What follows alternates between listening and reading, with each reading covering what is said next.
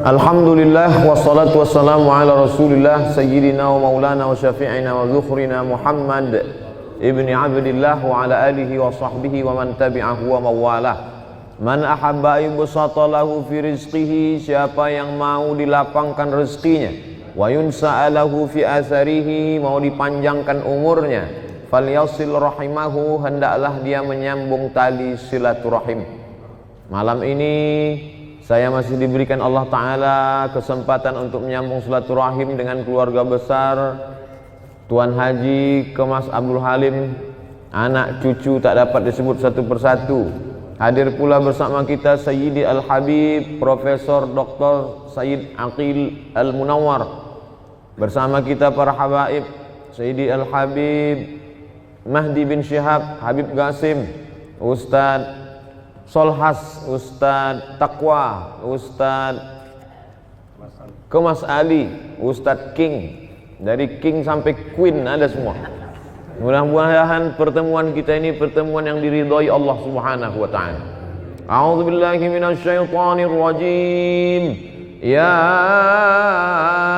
ayyuhalladzina amanu, hai orang-orang yang percaya bahwa sesudah mati ini dia akan hidup lagi. Hai orang-orang yang percaya bahwa ada malaikat. Hai orang-orang yang percaya bahwa ruh itu nanti akan berjumpa lagi dengan jasad. Hai orang-orang yang percaya. Yang tak percaya tak dipanggil dalam ayat ini. Ya ayyuhalladzina amanu, hai orang-orang yang percaya bahwa Allah itu ada. Kalau kau rasakan bahwa dunia ini sempit, bahwa akhirat itu lapang, kalau kau sangka bahwa Allah itu tak ada, Tuhan itu tak ada ketika ujian datang, maka sesungguhnya Dia Maha Ada. Ya ayyuhalladzina amanu, hai orang-orang yang percaya, ista'inu, minta tolonglah kepada Allah dengan dua cara. Pertama, bis-sabri, dengan sabar. Sabar itu artinya menahan. Makanya dalam hadis dikatakan laisa minna man darabal khudud wa syaqqal juyub. Siapa yang memukul-mukul pipi, menarik-narik rambut, bukan umat Nabi Muhammad SAW. Tak bisa dia tak bisa ditahannya tangannya. Maka siapa yang memukul-mukul pipi, menarik-narik rambut, maka bukan umat Nabi Muhammad SAW. Maka niyahah haram hukumnya. Meratap, lidah bisa ditahan, tangan bisa ditahan, tapi ada yang tak bisa ditahan, tetesan air mata. Maka ketika Ibrahim, anak Nabi dari Maria Al-Qibtiyah, meninggal dunia, menetes air mata Nabi. Sahabat bertanya, "Ama tarda ya Rasulullah? Apakah engkau tidak ridha dengan kematian ini ya Rasulullah?" Kata Rasul, "Aku ridha." Kalau memang ridha, kenapa menangis? Tetesan kasih sayang. Jadi menangis tak apa-apa. Menangis bukan tanda murka kepada Allah. Saya pun sampai hari ini kalau nampak saya anak kecil, semalam ketika kita dari Masjid An-Nur mau masuk ke dalam mobil, datang ibu-ibu jauh membawa anak kecil. Tak bisa dia mendekat, saya panggil, bawa kemari. Yang teringat saya, begitulah dulu waktu saya kecil dibawa oleh almarhumah emak saya, mendekatkan kepada alim-alim ulama. Asal nampak ustaz, asal nampak tuan syekh, asal nampak habib, minta sapukan kepala, minta hembuskan. Jadi hari ini kalau nampak saya anak kecil, yang nampak saya itu bukan dia, tapi yang nampak saya adalah waktu saya kecil dulu. Air mata tak bisa ditahan, tapi tangan bisa ditahan, lidah sumpah serapah caci maki bisa ditahan, pikiran yang mulai berkata kalaulah dulu, kalaulah dulu, kalaulah dulu, kalaulah dulu, maka kalau datang sekali lau, tutup langsung dengan ingat kepada Allah, karena kalau itu adalah salah satu pintu setan masuk. Kalau kita pun konsultasi sama psikiater, psikolog, mereka akan berkata jangan banyak berkalau-kalau, katakanlah qadarullah. Ini sudah takdir Allah Subhanahu wa taala. Innallaha katabal maqadir. Allah sudah menetapkan takdir 50 alfasanah, 50.000 tahun qabla an yakhluqas samawati wal ard. Sebelum Allah menciptakan langit dan bumi, Allah sudah memerintahkan qalam. Allah bersumpah demi qalam, nun wal qalami wa ma yasturun. Allah suruh qalam menulis, hai qalam, tulis takdir sejak alam terkembang sampai hari kiamat. Rufi'atil aqlam, pena sudah diangkat, wa jaffatis suhuf, lembaran sudah kering. Tak ada yang bisa menolak takdir Allah Subhanahu wa taala. Allahumma inni la as'aluka raddal qada, walakin as'aluka lutfa fih.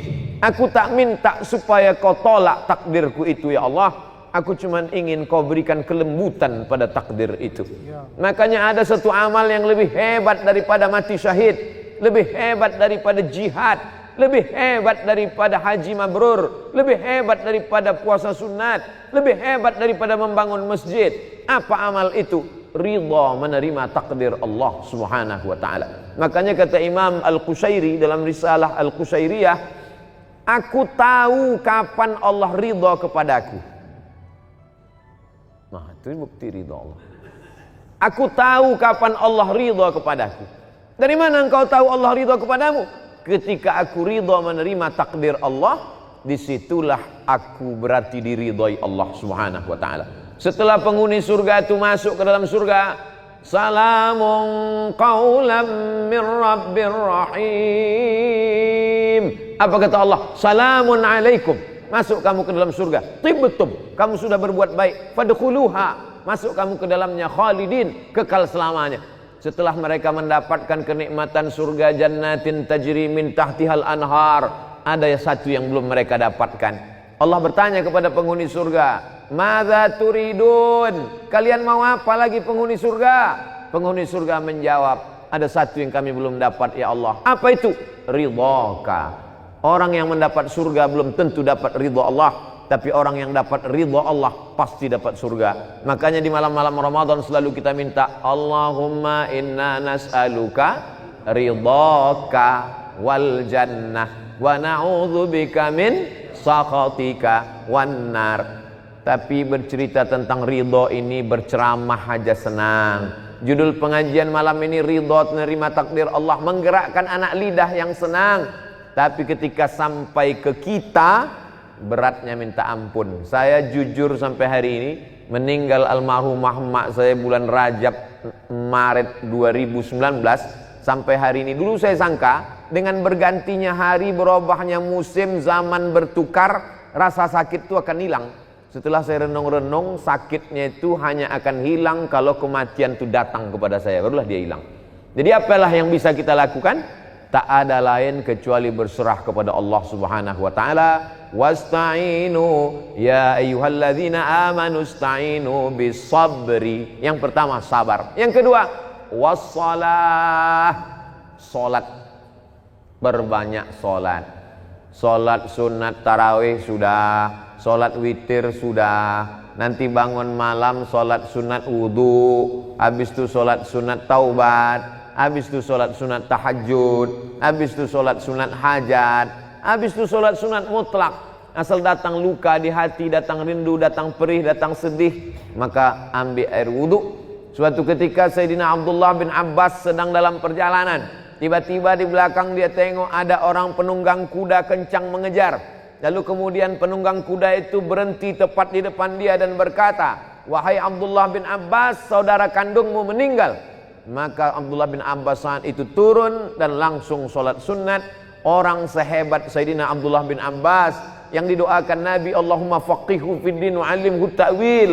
Yang saudara Nabi, ayahnya dengan Nabi, berkeluarga langsung bernalir darah mereka satu darah dengan Rasulullah SAW. Tetap juga dia minta tolong dengan sholat sunat. Dengan sholat sunat itu kita sedang berserah diri kepada Allah. Inna sholati wa nusuki wa mahyaya wa mamati lillah. Ya ayyuhalladzina amanu ista'inu bis-sabri was-salah. Innallaha ma'as sabirin. Kalau kita sabar, ridha, Allah menurunkan kekuatan. Kekuatan ini bukan dari kita. La haula wala quwata illa billah. Banyak orang melarikan kegundahan hidupnya ke narkoba, ke minuman keras, ke perbuatan yang tak diridhoi Allah. Tidak ada jalan lain kecuali berserah diri kepada Allah, balikkan semuanya kepada Allah. At-tahiyatul mubarakatus salawatut thayyibatu lillah. Bukan punya kita. Kita pun nenek moyang kita mengajarkan langkah rezeki, pertemuan, maut, bukan punya kita. Macam mana saya bisa bertemu dengan Habib Profesor Dr. Sayyid Aqil Al-Munawwar? Bagaimana saya bisa bertemu dengan keluarga besar Kemas Haji Halim beserta keluarga? Allah mempertemukan. Bertemu kita di majelis yang baik. 2 tahun yang lalu berjumpa, tahun yang lalu karena satu dan hal tak berjumpa, tahun ini diperjumpakan Allah dalam majelis karena Covid. Tahun depan kita tak tahu entah apa yang akan terjadi. Maka kita semua sebetulnya dalam kudrat dan iradat Allah Subhanahu wa ta'ala. Kalau kita besarkan Allah dalam hati kita, maka terasa kecil dan hampa dunia ini. Tapi kalau kita besarkan dunia ini, maka kalau dia sudah menguasai hati kita, ketika dia hilang, maka hilanglah kita. Maka Allah Subhanahu wa ta'ala selalu mengajarkan kita, walitukabbirullah, besarkan Allah Subhanahu wa ta'ala. Kalau kau besarkan Allah, maka kecil makhluk ini di matamu.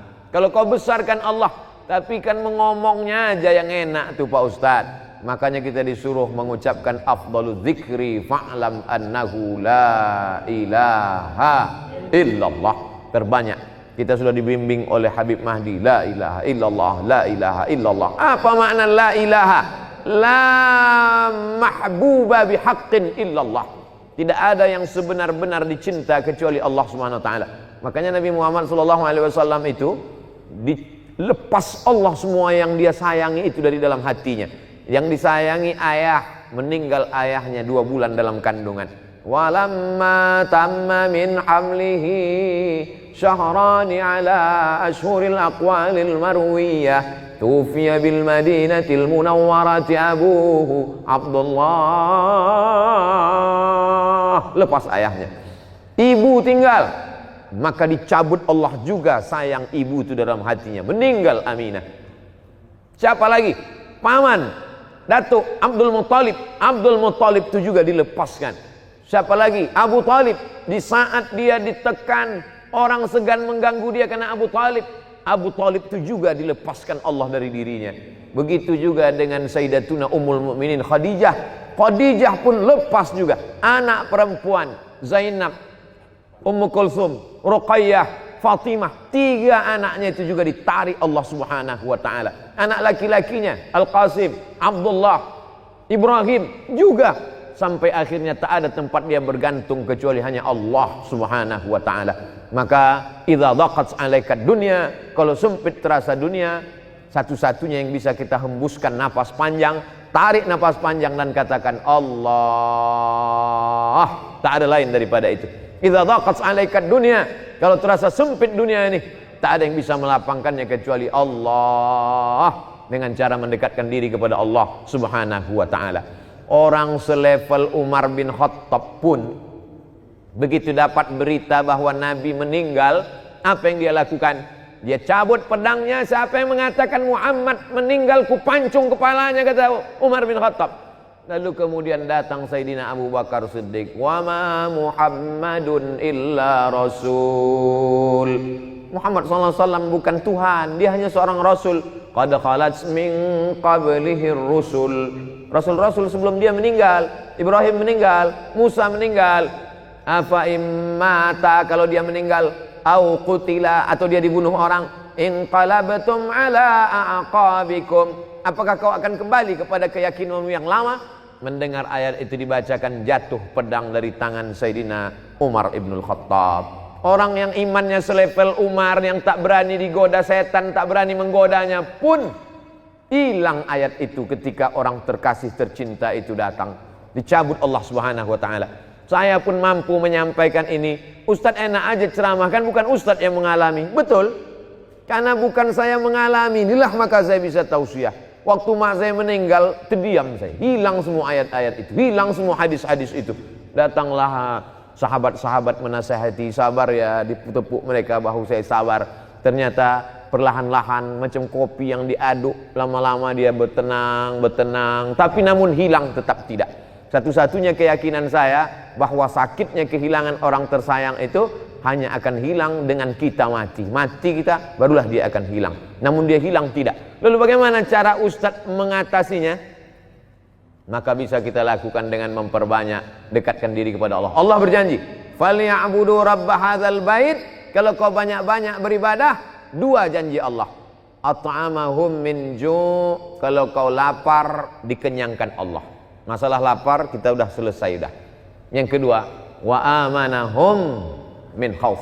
Kalau kau takut, kalau kau cemas, kalau kau galau, maka insya Allah dihilangkannya ketakutanmu. Allah minta 1, dikasihnya 2. Allah memang selalu begitu.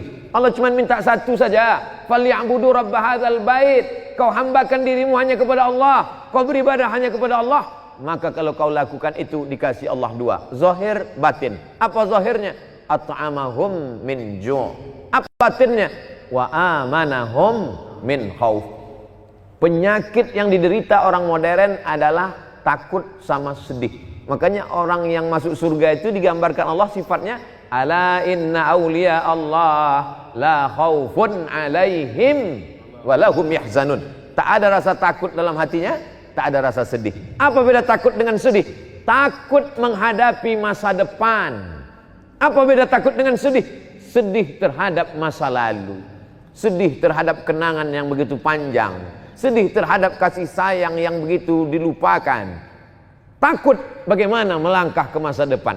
Takut dan sedih itu dicabut Allah dari hati orang-orang yang berserah diri kepada Dia. Itulah gunanya kita berserah. Kita tempelkan kening ke lantai, yang tinggi dan mulia hanya Dia. Kita katakan subhana rabbiyal a'la wa bihamdi. Aku tak ada apa-apanya. Kita duduk bersimpuh dan berkata 8 laporan kita kepada Dia. Rabbighfirli warhamni wajburni warfa'ni warzuqni wahdini wa'afini wa'fu anni. Di saat kita berserah kepada Dia, disitulah Dia akan mengembalikan kita. Sesungguhnya ujian itu Dia kasih supaya sujud kita lebih lama. Sesungguhnya ujian itu Dia kirimkan ke kita supaya doa kita lebih khusyuk. Sesungguhnya kesusahan itu Dia datangkan kepada kita. Ada seorang hamba sempat khilaf dan lupa kepada Allah, tapi Allah sayang kepada dia. Dikirimkannya 1, 2, 3 ujian sehingga balik hamba itu mendekat kepada Allah. Andai tidak lupa, tidak lalai kepada Allah, sesungguhnya di balik ujian itu Allah ingin mengangkat derajat. Andai derajat sudah diangkatnya, sesungguhnya orang itu sudah diletakkannya di surga Jannatul Firdaus. Tapi begitu dilihat amalnya kurang, maka sesungguhnya ada amal yang bisa menambah berat itu, yaitu amal sabar. Innama yuwaffas sabiruna ajrahum bighairi hisab. Orang yang sabar itu balasannya bighairi hisab. Tak bisa dihitung dengan alat penghitung apapun. Unlimited, hanya Allah saja yang dapat menghitungnya. Kita lanjutkan ayatnya. Walanabluwannakum bisyai'im minal khauf. Takut. Wal ju', lapar. Wa naqsim minal amwal, kurang harta, rugi, hilang, bangkrut, terbakar, diambil orang. Wal anfus, sakit. Was samarat, kemarau, paceklik, tak ada makanan, tak ada buah-buahan. Wa basyiris sabirin, berikan kabar gembira kepada orang yang sabar. Siapa itu? Alladzina idza asabathum musibah, ketika datang musibah itu kepada dia, yang keluar dari mulutnya bukan sumpah serapah caci maki, yang keluar dari mulutnya adalah inna lillahi wa inna ilaihi raji'un. Apa kata Allah di ujung? Ulaika alaihim salawatum min rabbihim wa rahmah wa ulaika humul muhtadun. Siapa yang mendapatkan salawat dari Allah? Siapa yang mendapatkan rahmat dari Allah? Siapa yang mendapatkan hidayah? Itulah orang-orang yang sanggup berkata apapun yang terjadi, dia katakan inna lillah wa inna ilaihi raji'un. Nah, setelah kita berpindah alam dengan saudara, emak, abang, saudara, tetangga, apa yang bisa kita lakukan hubungan dengan mereka? Seperti yang dilakukan Tuan Haji Alim beserta keluarga. Beliau mengumpulkan orang banyak, para habaib, para profesor, tuan-tuan guru, mengaji. Maka sesungguhnya amal ini mengalir. Di antara amal yang mengalir kepada orang yang sudah meninggal dunia, yang pertama, datanglah saat kepada Nabi, ya Rasulullah, ummi matat, emakku sudah meninggal, afa atasaddaqu anha, apakah kalau aku bersedekah pahalanya sampai ke almarhumah emakku? Kata Nabi, tasaddaq, bersedekahlah saat. Ayu sadaqatu afdal, apa sedekah yang paling afdal? Kata Nabi, saqyul ma, memberi air minum. Carilah pondok pesantren yang kurang sumur bor, cari pondok pesantren yang kurang WC, toilet, kamar mandi. Mengalirlah pahalanya kepada almarhum almarhumah. Mandi, buang air kecil besar anak-anak santriwan santriwati di sana, mengalir kepada yang sudah meninggal. Mengalir pula rahmatnya ke hati kita, lapanglah dada kita menerima segala kesulitan hidup. Tidak ada cara lain kecuali itu saja. Lalu kemudian yang kedua adalah mengirimkan doa. Ketika Sayyidatuna Aisyah lewat di makam Baqi, kata Nabi, kalau kau lewat jangan diam saja, doakanlah mereka. Apa doanya? Assalamualaikum ya ahlad diyar minal mu'minin wa inna insyaallah bikum lahiqun yarhamullahul mustaqdimin wal mustakhirin nas'alullaha lana wa lakumul afiyah. Tapi doakan putus Pak Ustadz. Orang kalau sudah meninggalkan putus. Iza mata ibnu Adam inqata'a amaluhu. Kalau anak Adam sudah meninggal, maka putuslah amalnya. Yang putus itu amal dia. Orang meninggal itu amalnya putus. Itu pun tidak semua amal dia putus. Kata Syekh Muhammad Mutawalli Asy'arawi ketika dia dibantah tentang wali-wali bisa mendoakan orang hidup. Kata Syekh Muhammad Mutawalli Asy'arawi, waktu Nabi Muhammad Isra Mi'raj, dia berjumpa dengan Nabi Musa. Nabi Musa sholat di kuburnya. Nabi Ibrahim jadi makmum mereka sholat di Masjidil Aqsa. Kalau begitu orang meninggal itu pun tetap sholat, dan sholat itu doa. Lalu apa makna hadis inqata'a amaluhu? Yang maksud putus di situ adalah amal taklifi, amal beban wajib. Adapun orang meninggal masih tetap bisa beribadah kepada Allah. Maka Nabi Musa beribadah, Nabi menjadi imam, makmumnya Nabi yang sudah meninggal, mereka tetap beribadah. Maka wali-wali Allah tetap mendoakan kita. Maka kita berziarah ke makam wali-wali Allah. Allahumma inni natawassalu ilaika bi awliyaika salihin. Imam Syekh Abdullah bin Siddiq Al-Ghumari menulis kitab tentang itu, tentang bertawassul dengan orang-orang soleh dan wali-wali Allah. Jadi yang dimaksud dengan putus itu adalah amal taklifi. Mereka tak wajib lagi salat, mereka tak wajib lagi puasa Ramadan, tapi amal mereka tetap terus. Wali-wali Allah, Imam Al-Haddad, para ulama, para habaib tetap mendoakan orang-orang yang masih hidup. Lalu kemudian yang dimaksud dengan inqata'a amaluhu, orang yang meninggal itu amalnya putus, amal taklifi. Adapun amal kita maka masih tetap mengalir kepada orang meninggal dunia. Kalau putuslah amal kita kepada mereka, tak ada sholat jenazah. Karena sholat jenazah itu adalah amal orang hidup untuk orang meninggal dunia. Kalau ada orang mengatakan Fatihah yang kita baca tak sampai pada orang meninggal dunia, berarti nanti waktu sholat jenazah Allahu Akbar, tak pakai Fatihah karena tak sampai. Fatihah dibaca sampai Allahu Akbar, Allahumma salli ala Sayyidina Muhammad wa ala ali Sayyidina Muhammad, sampai Allahu Akbar, Allahumma firlahu warhamhu wa'afihi wa'afu anhu. Maka sesungguhnya doa sampai. Jangan pernah bosan berdoa. Ustaz Somad kalau mendoakan orang tua kapan saja, asal ingat saya, asal teringat wajahnya, saya bacakan Fatihah, Allahumma firlahum warhamhum wa'afihim wa'afu anhum. Kalau kebetulan lapang, baca Yasin. Lebih lapang Ramadan ini, baca khatamkan Al-Quran. Waktu sempit, bacakan Al-Fatihah. Maka sesungguhnya tidak ada halangan kita untuk mendoakan mereka. Yang ketiga yang sampai kepada mereka adalah tahlil. Man halala sab'ina marratan summa ahda sawabahu lil mayyit yantafi'u bihi. Siapa yang bertahlil 70 kali, dihadiahkannya pahalanya untuk orang meninggal dunia, maka orang yang meninggal itu mendapatkan manfaat dari tahlil itu. Kata siapa? Kata Imam Ibnu Taimiyah dalam kitab Majmu' Fatawa. Kenapa Ustadz pakai pendapat Ibnu Taimiyah? Karena murid-murid dia yang mengaku pendapat, memakai pendapat dia yang mengatakan tak sampai. Padahal mereka sendiri mengatakan sampai. Imam Ibnu Qayyim Al-Jauziyah dalam kitab Ar-Ruh mengatakan sampai tahlil, sampai bacaan Al-Quran kepada orang yang meninggal dunia. Maka malam bacakan tasbih, bacakan tahmid, bacakan tahlil. Allahumma awsil thawaba ma qara'nahu wa ma sabbahnahu wa ma kabbarnahu wa ma halalnahu. Sampaikanlah tasbih, tahmid dan takbir kepada almarhumah emakku, pada almarhum ayahku, kepada almarhumah almarhum keluarga kami. Maka sesungguhnya hubungan kita tak pernah putus kepada mereka. Kenapa Ustaz Somad tak pernah bosan menyampaikan itu dalam ceramah-ceramah? Supaya ketika aku mati nanti jamaah dari Palembang pun tetap mengirimkan itu kepadaku. Kalau dikirim nyampe empek Pak Ustaz, sampai. Sedekah, sedangkan air putih sampai, apalagi makanan, maka tentulah dia sampai. Maka tasbih, tahmid, tahlil sampai. Nabi lewat di suatu makam, diambilnya pelepah korma, fasyaqahu nisfain, dibelahnya menjadi dua, kemudian ditancapkannya. Sahabat heran, apa yang kau lakukan ini ya Rasulullah? Kata Nabi, la'allallaha an yukhaffifa 'adzabahuma ma lam yaybasa. Semoga selama pelepah korma ini basah, maka bermanfaatlah sampai ke bawah. Apa kata Imam Nawawi dalam kitab Al-Majmu'? Apa ada Imam Nawawi dalam kitab Al-Minhaj Syarah Sahih Muslim Ibn Al-Hajjaj? Kalau tasbih pelepah korma saja sampai, apalagi bacaan Quran orang beriman.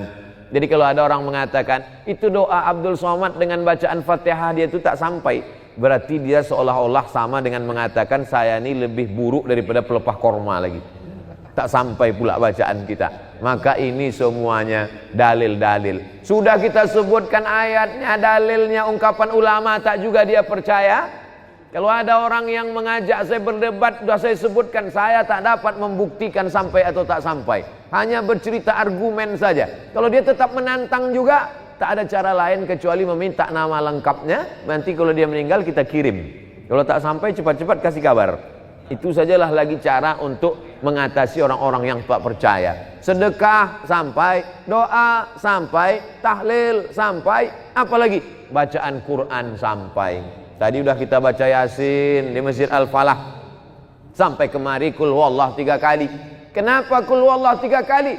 Innaha la ta'dilu sulusal Quran. Satu kul huwallah sama dengan sepertiga Quran. Kita baca 3 kali seolah-olah macam khatam Al-Quran.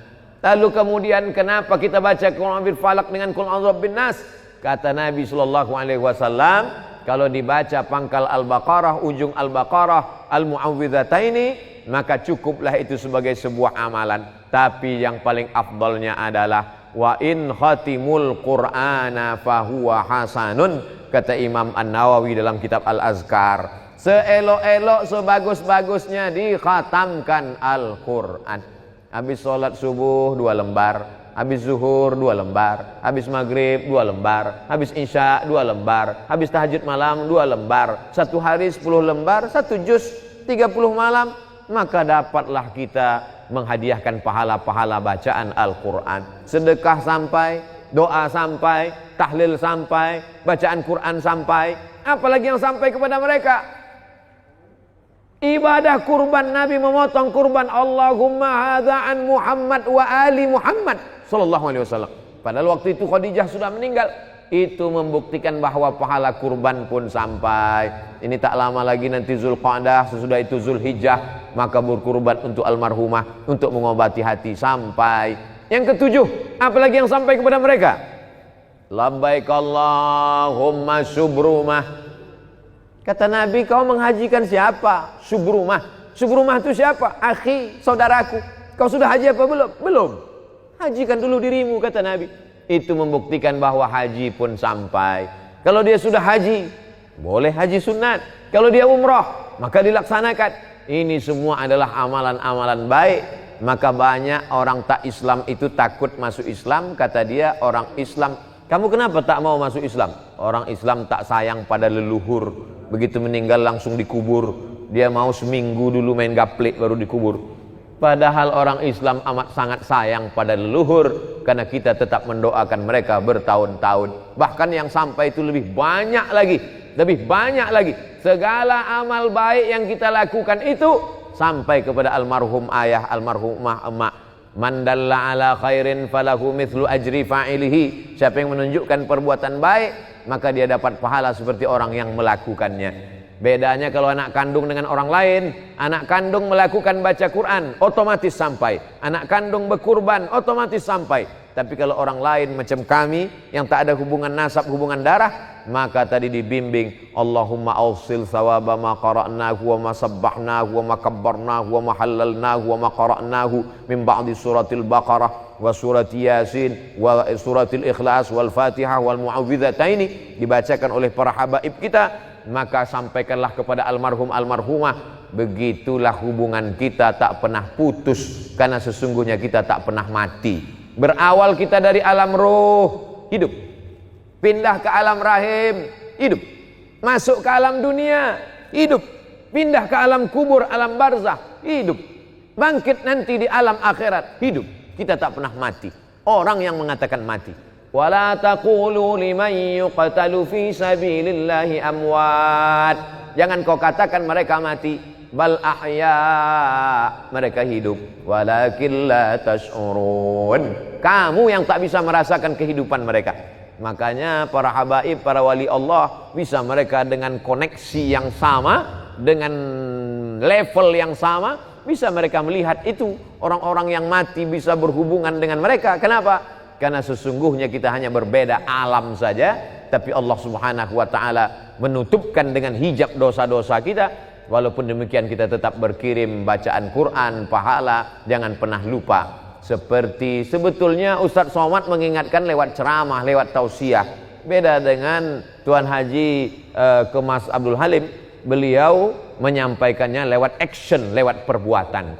Tiap tahun beliau adakan haul, beliau sedang mengajarkan kepada masyarakat Palembang, Sumatera Selatan, Indonesia, karena video ini ditonton di mana orang berada. Tausiah saya 2 tahun yang lalu masih ada di YouTube, bahwa beginilah cara berbakti kepada orang tua yang sudah meninggal dunia. Hari ini banyak kita melihat orang menyepelekan, masih hidup pun orang tuanya diletakkannya di panti jompo. Begitu juga dengan anak yang tak berbakti kepada orang tua, melakukan perbuatan yang dilakukannya itu adalah akan menjadikan hidupnya bergelimang air mata, tak pernah menempuh kebahagiaan. Ada satu dosa yang dibalas Allah di dunia dan di akhirat tetap dapat. Jangan heran kita kalau ada orang pecandu narkoba di dunia hidupnya tenang. Jangan heran kita kalau lihat ada orang pemabuk pezina di hidupnya di dunia tenang. Tapi ada satu dosa di dunia dapat, di akhirat dapat. Apa itu? Durhaka kepada orang tua. Maka orang yang melawan orang tua di dunia dia tak akan pernah mencium kebahagiaan. Di akhirat nanti. Jadi kalau ada orang durhaka di dunia susah Pak Ustadz, ya. Di akhirat nanti dapat lagi. Betul. Kenapa sudah di dunia dapat, di akhirat dapat lagi? Di dunia itu baru DP-nya aja. Nanti di akhirat barulah dia dapat lengkap fullnya. Maka kalau mau hidup bahagia, berbaktilah kepada orang tua. Haji Halim sudah menunjukkan itu kepada kita. Bertahun-tahun sudah meninggal almarhum. Dan cerita tentang beliau selalu saya bawa kemanapun menasihati anak-anak di sekolah. Saya pernah ceramah kepada orang di Palembang.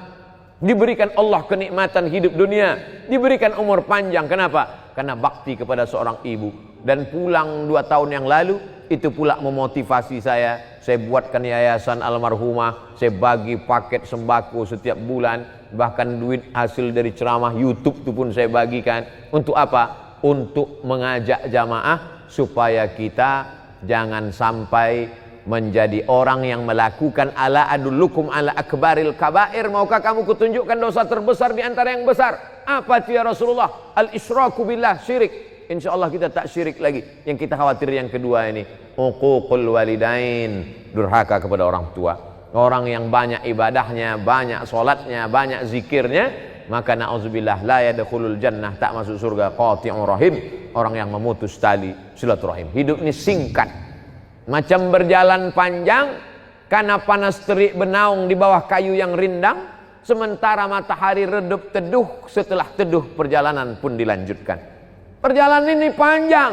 Waktu lelah, letih, panas, berhenti sejenak di bawah pohon yang rindang. Waktu berhenti di bawah pohon rindang itu jumpa dengan Habib Mahdi, jumpa dengan Ustadz Taqwa, jumpa dengan Sayyidi Profesor Dr. Sayyid Aqil Al-Munawwar, jumpa dengan Haji Halim. Ini sedang di bawah pohon rindang sejenak, sementara matahari redup. Nanti matahari redup, perjalanan pun akan berlanjut. Tak siapa yang lebih dulu di antara kita, tapi andai kematian itu lebih dulu ke saya, maka saya tak pernah bersedih. Kenapa? Karena semua orang Palembang pasti akan mengirimkan Fatihah, tahlil dan doa untuk saya. Saya yakin itu. Saya WA dengan Ustadz Taqwa, saya bilang kalau saya meninggal di Pekanbaru, antum jangan datang, saya bilang. Dia tanya, kenapa? Karena tanganku tak bisa menghapus air matamu. Kita ini tidak tahu. Kalaulah kematian itu datangnya setelah sakit, betapa banyak orang sehat mati mendadak. Lalu yang paling baik itu apa? Bersiap-siap. Saya kalau tidur malam, saat mengatakan Bismika Allahumma ahya wa amut, saya sudah siap bahwa nanti kalau buka mata, pertanyaannya marrab buka. Tiba-tiba saya buka besok, Oh, belum lagi, masih ada jadwal ceramah.